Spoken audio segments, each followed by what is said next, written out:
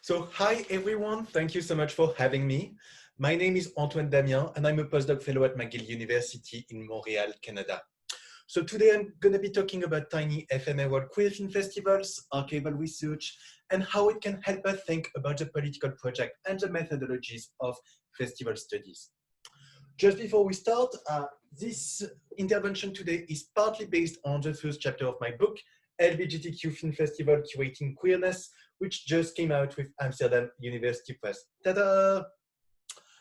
So I'm gonna go into that in a minute, but the book is partly based on the archival research I did as part of my PhD dissertation, which really forced me to ask the epistemological question about festival studies. So my book is basically trying to do a queering of festival studies, and I don't really have enough time to go into it, but you've got the main arguments on the screen, and I'm more than happy to talk about it in the Q&A by email or, to talk about it, basically. So today, I'm gonna be thinking about the knowledge we as scholars produce on and with film festival. So to that end, my intervention is explicitly built as a critique of what feminist scholars would call the field imaginary of festival studies. And so that's a concept I'm borrowing from Robin Wigman. And I'm going to be using a lot of feminist scholars because we can never use too many feminist scholars. So specifically, I'm going to be interested in two interrelated issues, which is first, how do festivals' archival practices shape the narrative we as scholars write about festivals? And secondly, how can we understand the gaps in the archive as productive, as revealing the political project of festival studies? So, over the past few years, I've been doing extensive archival research on queer film festival in institutional, community-based, and personal collection in Canada, France, and in the USA.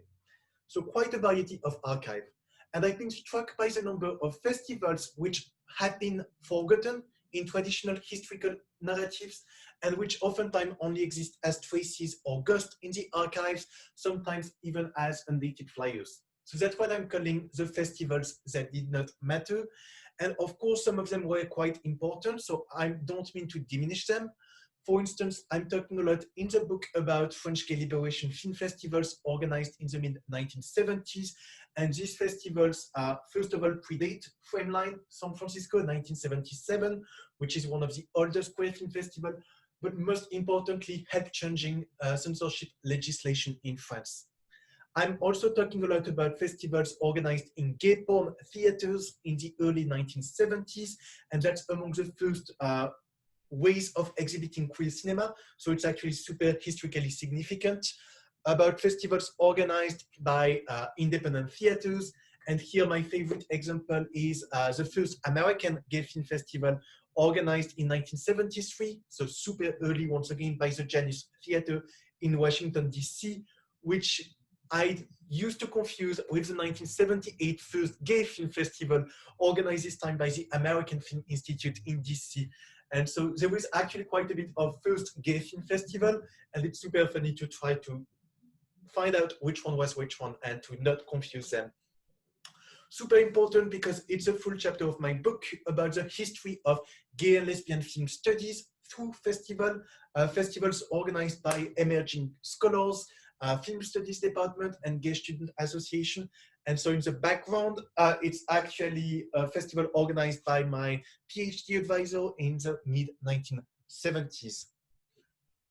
So that's only a couple of examples. I could talk about thousands and thousands of tiny queer film festivals, but the question is basically, why don't we write scholarship about them? And here I think there is two ways of answering that question.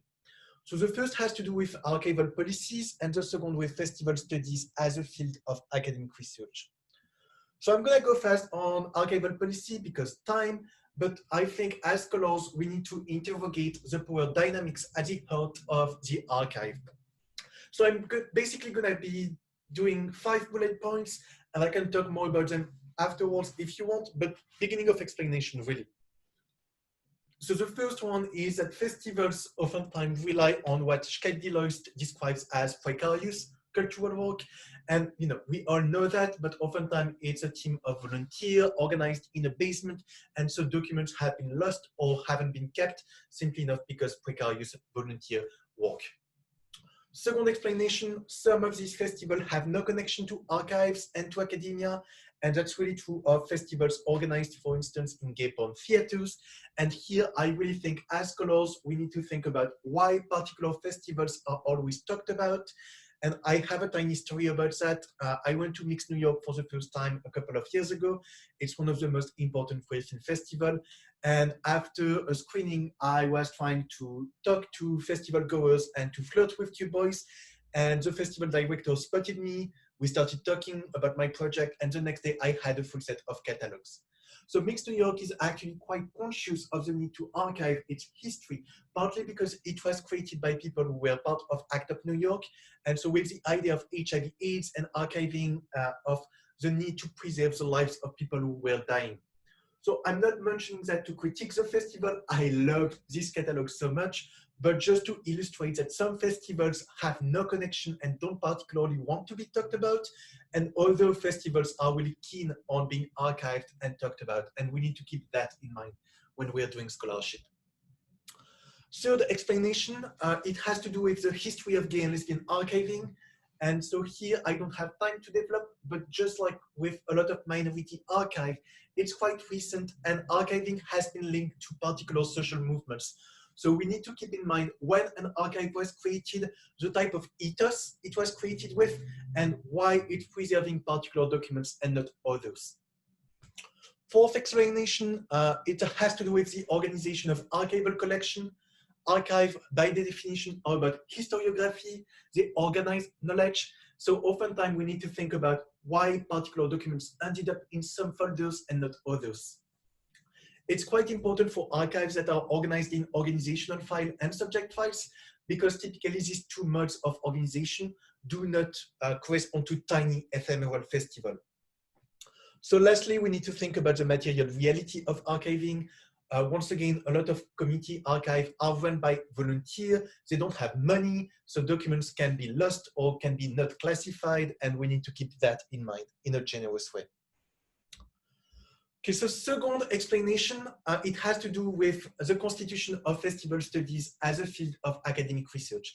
And by that, I mean the sedimentation of scholarship that led to a field of festival studies, and that actually conditions the type of scholarship we create. So once again, not a lot of time, so I'm gonna give 3 theories, and I'm more than happy to expand on them in the Q&A. The first one has to do with the type of history festival studies is doing. So when we look at the scholarship on film festival, most historical narratives are about tracing the development of the festival circuit. So it's always what I'm calling developmentalist history, about a couple of festivals being organized first, then multiplying and constituting a circuit and network being interconnected and shaping the economy of film. So of course, this scholarship is super important, and I'm not trying to diminish it in any way, but this type of developmentalist history is focusing on particular types of festival, and of course ignores festivals which happen only a couple of times, which aren't connected to the circuit, which are quite different, and so on and so on. Second sort of explanation, it has to do with festival studies as a new field of academic research, and the ways in which we, as scholars, have struggled to establish the legitimacy of festival studies. So I think in film studies and communication studies, we are constantly asked to justify why festival matters, why we focus on film festivals. And so by doing so, we are also defining which festivals actually matter. So it's quite easy to see in the literature on queer film festival and on particular types of festival in general, but oftentimes we start with claims saying that, oh, our festivals are important because they're among the largest ones in any given city. And it's a claim a lot of scholars are making. It's a true claim. I'm not trying to diminish it once again. But of course, the ways in which we have to justify our object of studies is orienting us towards particular type of festivals that quote unquote matter. Third explanation, and it's linked, most of our theoretical concepts in festival studies are presupposing a particular definition of what a film festival is. And I know it's counterintuitive because oftentimes festival studies refuses to define what a film festival is.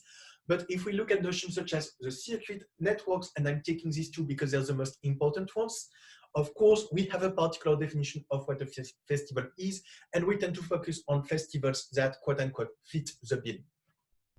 So that's only a couple of explanations, once again, 10 minutes, but my larger project and the book that is about trying to find ways of thinking about this FM World Film Festival in a productive way and using them to rethink the theoretical frameworks and methodological project of festival studies. So thank you so much, and I look forward to the Q&A.